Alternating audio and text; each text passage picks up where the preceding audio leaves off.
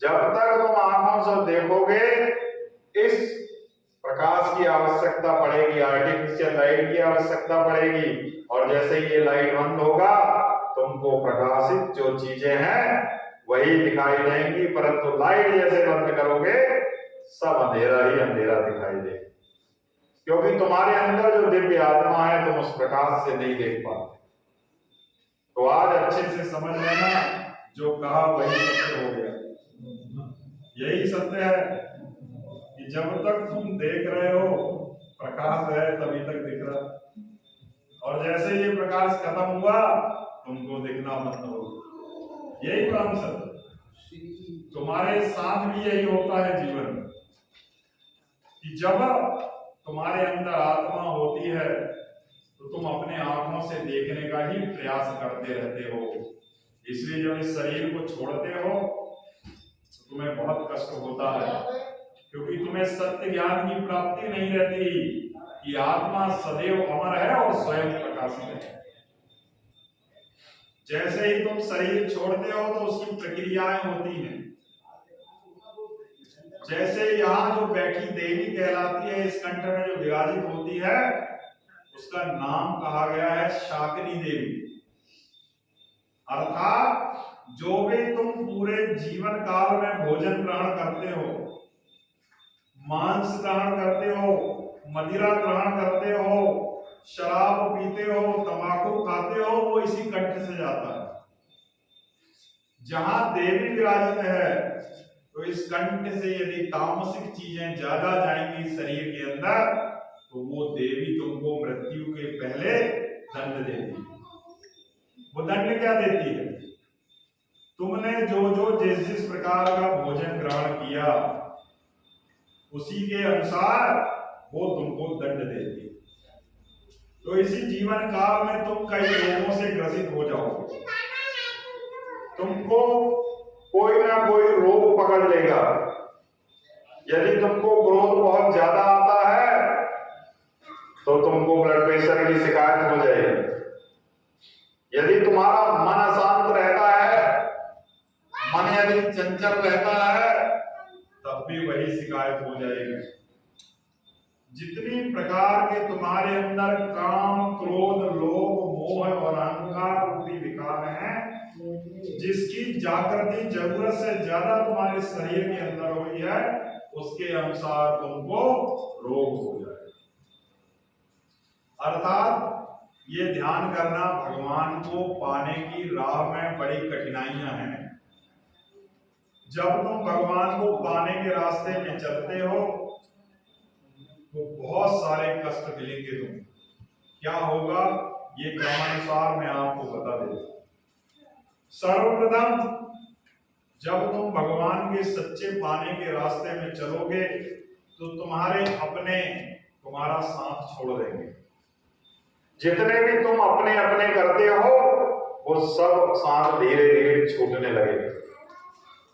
फिर भगवान तुमको दरिद्र कर देंगे, अर्थात तुम्हारे पास से धन छीन लेंगे, अर्थात तुमसे मोह छीन रहे हैं। जब मोह अर्थात धन छीनेंगे तो जो बचे कुचे लोग जो तुम्हारे अपने हैं वो भी तुमको छोड़ देंगे। इसके पहले, इसके बाद सर्वप्रथम तुम्हारे अपने छूटे, फिर धन चला गया तो मोह के कारण अपनों ने भी छोड़ दिया। इसके बाद भगवान तुमको एक बहुत गंभीर रोग भी देंगे। ऐसा रोग जिस रोग से तुम्हारी मुक्ति संभव ना हो और शायद तुम पद से भ्रष्ट हो जाओ कि मैंने सारे जीवन भगवान का इतना तप किया परंतु मेरे को भगवान ने इतना कष्ट दिया। तो भगवान तुमसे ये पांचों विकारों से रहित कर रहे हैं। सब मोह अर्थात अपनों को छुड़ा दिया, लोभ अर्थात धन को छुड़ा दिया, इस तरह से काम और क्रोध भी छुड़ा दिया। तो ये पांचों विकारों को जब तुमसे हर लेंगे तब अंत में तुमको भगवान का ज्ञान प्राप्त होगा। यहां भी भगवान की प्राप्ति नहीं होती। सर्वप्रथम ज्ञान मिलता है। जब ज्ञान सिद्ध हो जाएगा तुम्हारा, तो तुमको सर्वप्रथम भक्ति की प्राप्ति होगी, और उस भक्ति से ज्ञान मिलेगा तो तुम ज्ञान योगी हो जाओगे। पहले भक्ति योगी थे तुम, बहुत भक्ति की तुमने पिछले जन्म में भी, तब इस जन्म में तुमको ये ज्ञान मिल रहा है, तो अब तुमको ज्ञान योग की प्राप्ति होगी। और जब ये ज्ञान का तुम सदुपयोग करोगे तो तुम कर्म योगी बन जाओगे, अर्थात ना किसी का भला करोगे ना किसी का बुरा करोगे। तुम एक बात अच्छे से समझ लेना, कुछ लोगों की सोच होती है कि अच्छा करूं, तो तुम अच्छा कर क्यों रहे हो? तुम्हारे अंदर लालच क्या है? तो तुम्हारे अंदर एक ही लालच है कि मैं बहुत अच्छा करते रहूं, अगले जन्म मेरे को अच्छा योनि प्राप्त।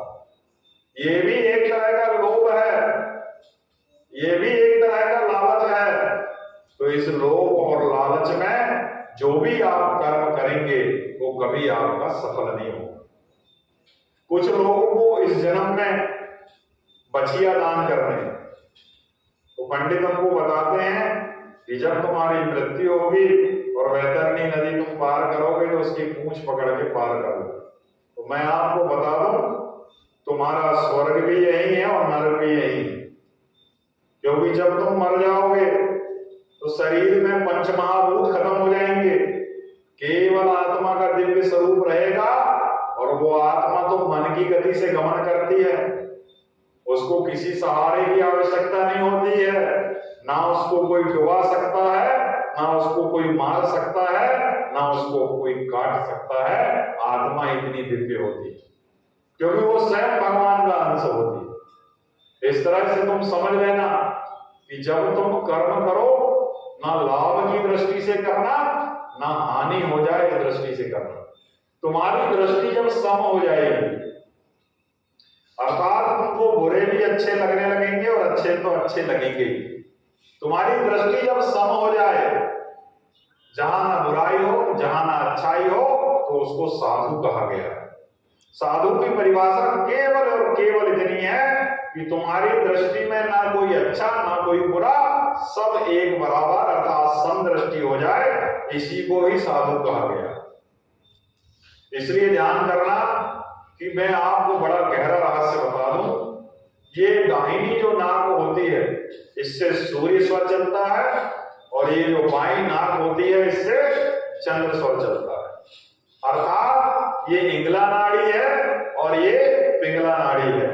जब ये दोनों सुर आपके अंदर सदते हैं तो ये सुषुम्ना नाड़ी आपके अंदर में जागृत हो जाती है। यही सुषुम्ना नाड़ी बहुत विशेष होती है। तुमने दाहिनी नाक से श्वास तुम्हारे जीवन काल में सुबह से शाम यदि तुम अध्ययन करोगे, अपनी नाक के नीचे उंगली रखोगे तो एक नाक से हवा जाती हुई महसूस होगी, अर्थात तुम्हारा वही सुर चल रहा है। जिसका सूर्य सुर ज्यादा चलता है उसको पुरुष जन्म मिलता है, जिसका चंद्र सुर ज्यादा चलता है उसको स्त्री जन्म की प्राप्ति होती है, और जिसने दोनों सुरों को साध लिया उसकी सुषुम्ना नाड़ी जागृत हो जाती है। अब तुमने सूर्य और चंद्र को कैसे समझा? यदि सूर्य का प्रकाश अर्थात गर्मी जब तुम्हारे अंदर जाएगी तो वो शरीर को गर्म करती है, और बाएं नाक सुर जब चलता है तुम्हारा, तो ये जो सुर जब बाएं चलेगा तो ये शरीर के अंदर शीतलता देगा। तो ये शरीर जो गर्म और ठंडा होता है, इससे यदि आपका तापक्रम नियंत्रित रह गया तो आपका जीवन लंबे समय तक रहता है। तुम्हारी मृत्यु होने वाली है, इसको कैसे पहचानोगे? या तो तुम्हारा शरीर गर्म हो जाएगा या तुम्हारा शरीर ठंडा हो जाएगा, यही पहचान होती है मरने की। यदि तुम्हारा एक ही सुर ज्यादा चल रहा है तो समझ लेना तुम्हारी मृत्यु निकट है, और सुर पहचानने का तरीका तुम समझ गए।